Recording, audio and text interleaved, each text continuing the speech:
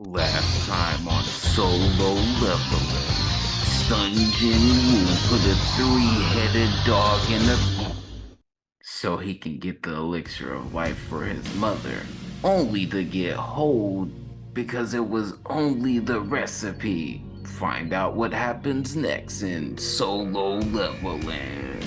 What's good, everybody? It's Mr. Composition, the MC that writes fiction, back at it with another video. Y'all showed so much love in my episode 7 breakdown, so now we're back with episode 8. And even though there's not the high octane action like there was in episode 7, episode 8 is very, very juicy. We got fan service. We got lore and history of the world. We have reunions and death flags. So if you're new to the channel, make sure to leave a like, subscribe, notification bells on so you don't miss when I drop a new video. And let's dive into episode 8 of Solo Leveling. Episode 8 kicks off with Jinwoo at his mom's bedside. Now he has the elixir of life recipe, but he already knows, going in there with his current strength is straight up suicide. He vows to grow stronger. So we transition to Jinwoo meeting with Yo Jin Ho, the homie.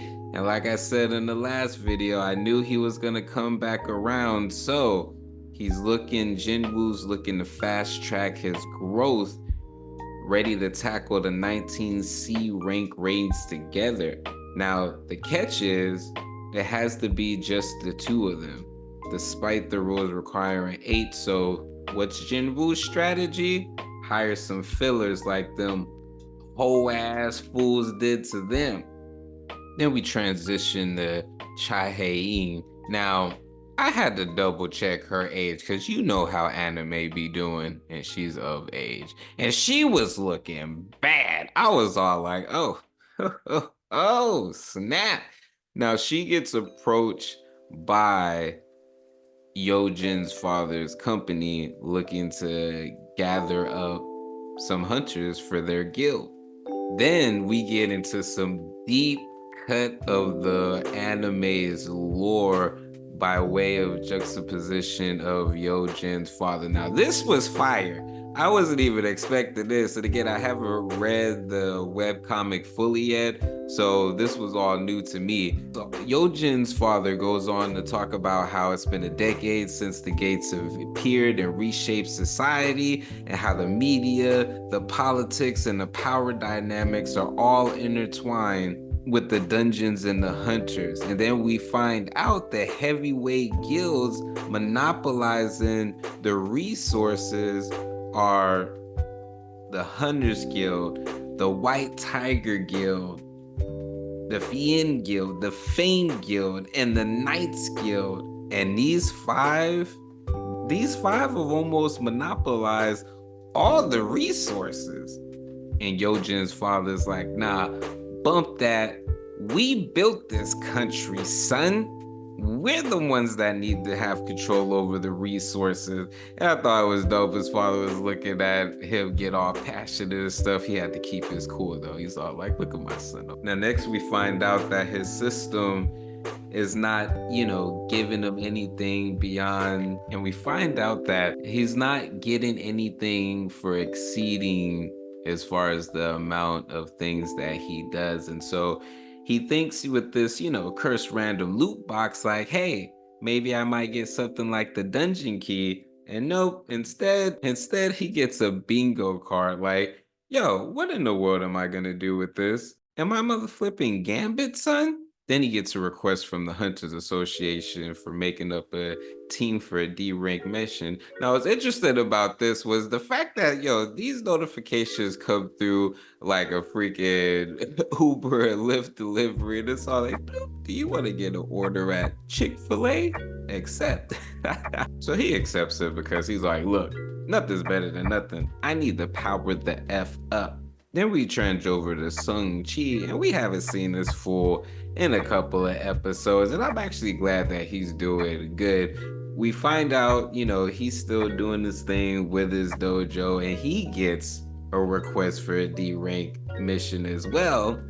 And then you find out that the survivors from the first mission are all accepting this D rank mission.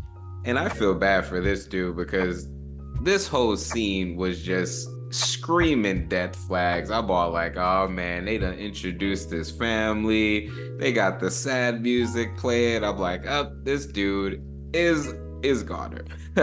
Then we transition to the officer Choi Jung-in, who is the leader of the Hunters Guild, and he's letting Beck know, like, yo, we got somebody coming through trying to poach these hunters. And then we get some more lore as far as the island and them having a connection with this island that apparently may have killed Beck's family. Oh, and this was so hilarious because Lee Jolie is sitting up there talking to her mom, and she's just like, "You ain't shit. You might as well quit. Come home, be a housewife." Lee Joe just was all like, shut up. You don't know me. I'm a grown ass woman. I do whatever it is that I want. Yo. And she freaking went in. Now, we transition to them meeting up and them finding out that, oh, we're all on the same team. And look at these fools. They can't even look at them because they're ashamed. And look who's here as well. Now, there was one thing that I was sitting up here and I'm just all like, yo, I'm getting, well, jinwoo's the main character, but I'm getting death flags from all of them. And I was just all like, yo, is this gonna be his little bitty? And then I started doing some research. So there's a possibility they all might bite the dust. Her, dead, dead, dead. That would be crazy. And why is Mega B in here? So they got the criminals with them. They got the survivors from this other mission. They got Mega Me up in this joint, and they're about to go into this freaking gate. I think that we're about to get a lot of people burked. I wouldn't be surprised if it's a double dungeon again. But yo, it's Mr. Composition, the MC that writes fiction, back at it with another flipping video. Make sure to like, subscribe, notification bells on so you don't miss when I drop a new video on the road to 5K. Let me know what y'all excited about next for solo leveling. Let me know some ideas you would like for me to go ahead and do on the channel. Open to things. All right, y'all. Peace.